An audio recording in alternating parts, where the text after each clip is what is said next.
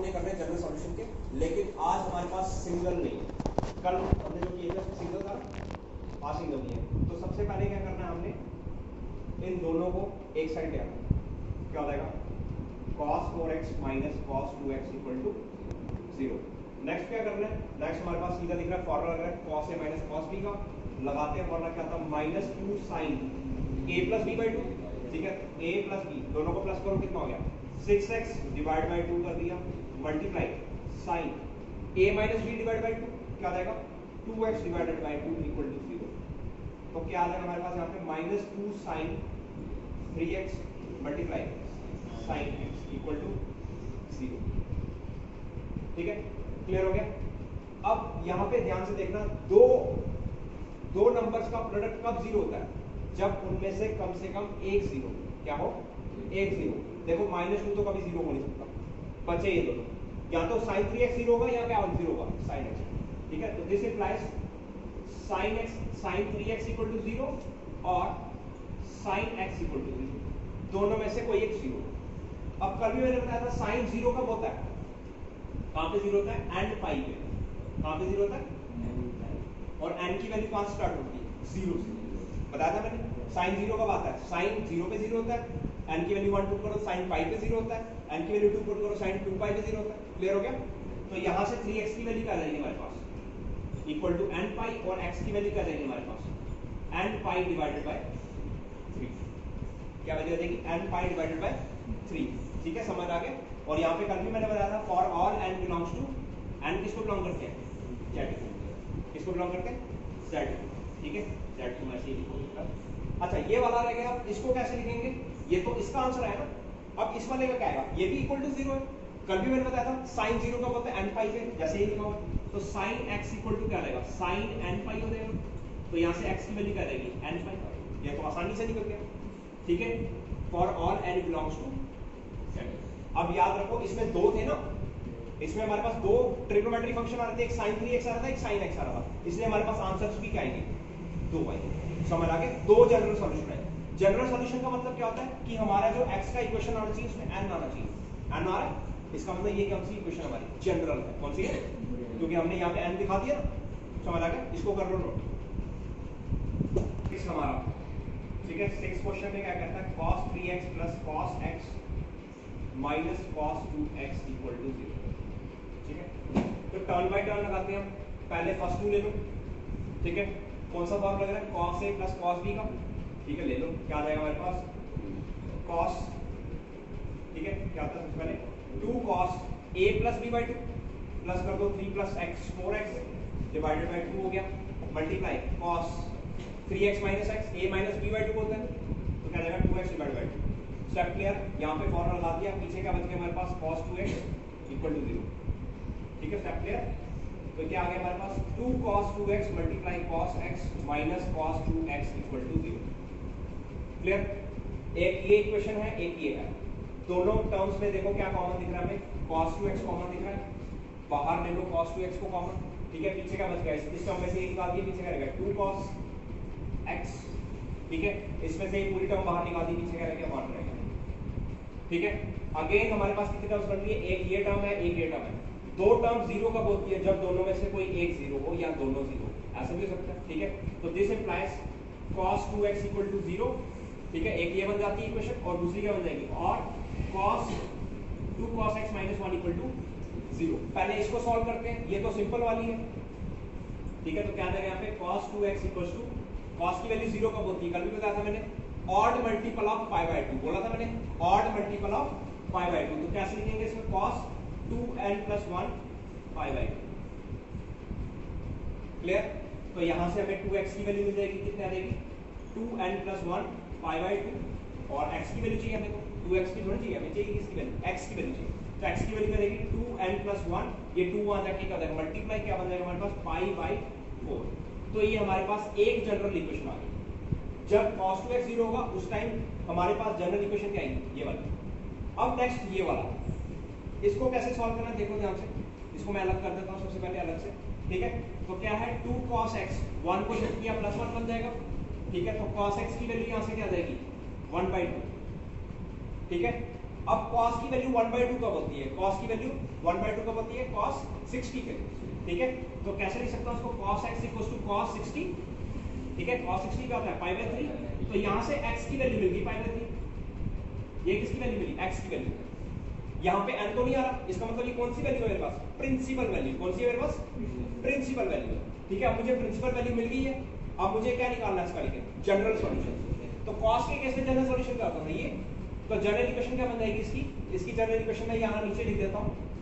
क्या बन जाएगी general equation? Therefore general equation is क्या आ जाएगी? 2n पाई प्लस माइनस, इस क्वेश्चन में y क्या आएगा? पाई बाय 2, ठीक है।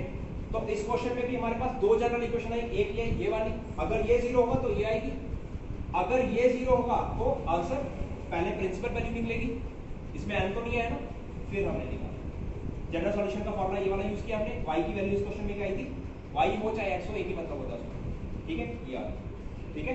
इसमें y की जगह हमारे पास क्या है? x, एक ही बात है, x से डिनोट करो चाहे y से डिनोट करो। हाँ, एक चीज जरूर लिखनी है यहाँ पे, जैसे मैंने बोला था for all n belongs to z, और यहाँ पे भी लिखना है for all n belongs to, ये पक्का लिखना साथ, क्योंकि n किसको बिलोंग कर रहा है? इंटीजर। करो नोट। एलएचएस देखो फिर से, sin 2x और cos x। फार्मूला किसका होता है हमारे पास? इसका फार्मूला था, लगा दो फार्मूला, क्या आएगा? 2 sin x cos x, लगा दिया 2 sin 2 थीटा का फार्मूला, और यहाँ पे cos x। दोनों में कुछ कॉमन है, cos x कॉमन है, बाहर निकाल दिया। पीछे क्या रहेगा? 2 sin x प्लस 1, ठीक है। दो नंबर्स का प्रोडक्ट 0, दैट मींस या फिर cos x इक्वल टू 0 है, एक ये लगा देते हैं, या फिर 2 sin x plus 1 equal to 0 है। समझ आ गया? ठीक है। अब ध्यान से देखना, cos x 0 कब होता है? मैंने बताया था कब होता है 0? Odd multiple of pi by 2।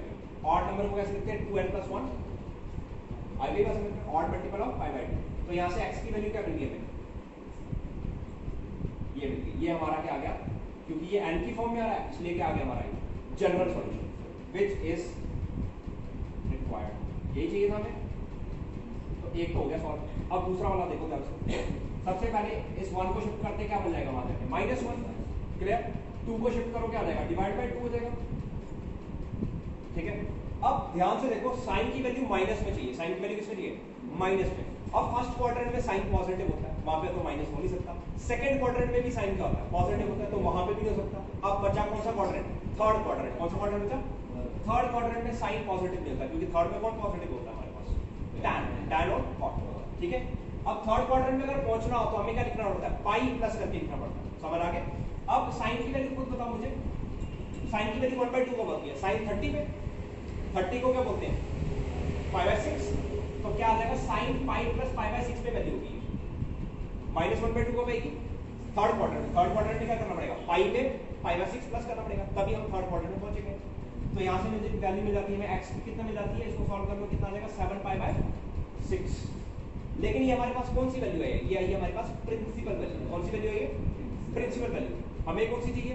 General equation चाहिए। तो x मिल गया, दैट मींस हमें y मिल गया।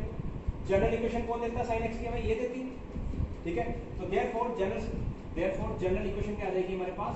जनरल सॉल्यूशन लिखो इज क्या आ जाएगा हमारे पास? जनरल सॉल्यूशन क्या करेंगे?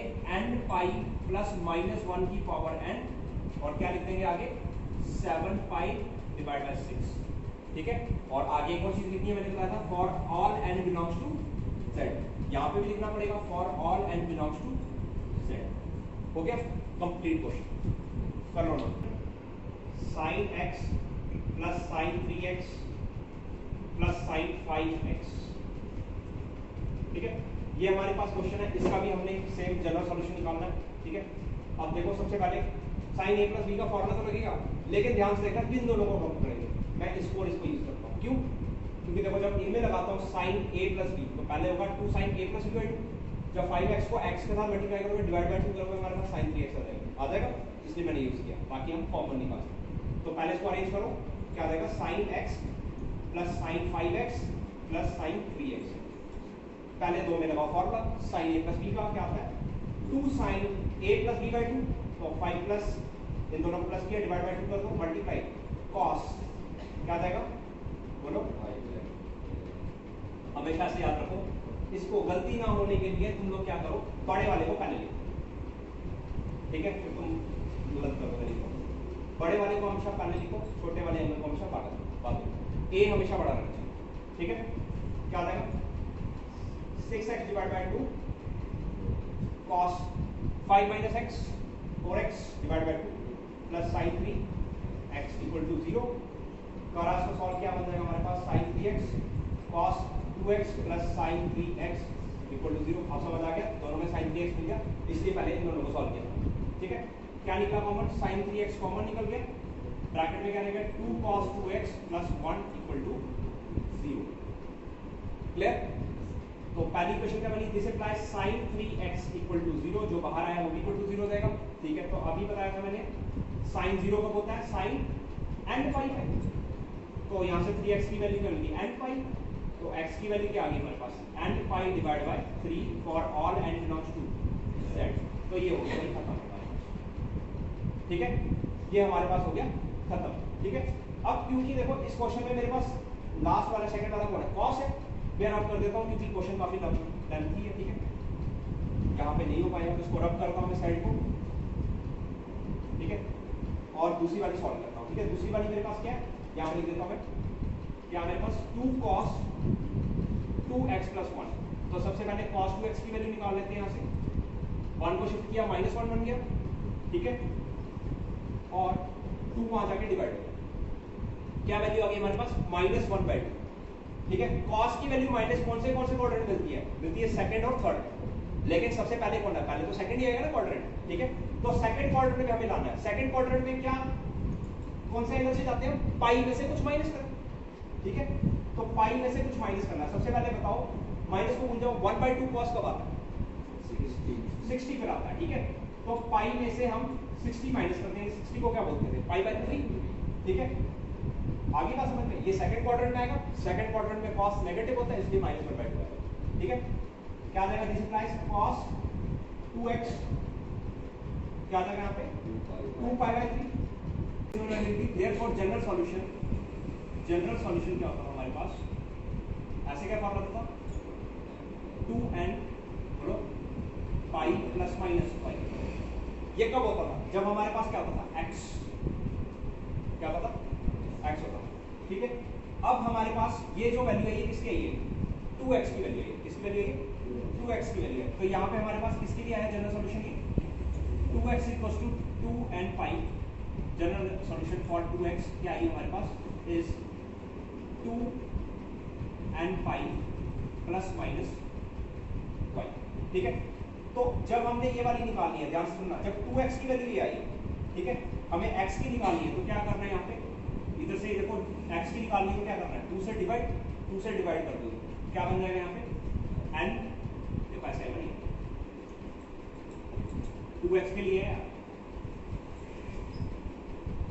हमें किसके लिए चाहिए x के लिए, तो x के लिए क्या आएगा, यहाँ पे नहीं कर देना, सॉरी यहाँ पे कर दोगे थोड़ा गलत हो जाएगा, ठीक है। तो 2x के लिए अगर ये आ रही है हमारे पास, तो x के लिए क्या आएगी, यहाँ से 2 हटाना, सब में से 2 हटाओ, क्या आ जाएगा, ठीक है, ये आएगा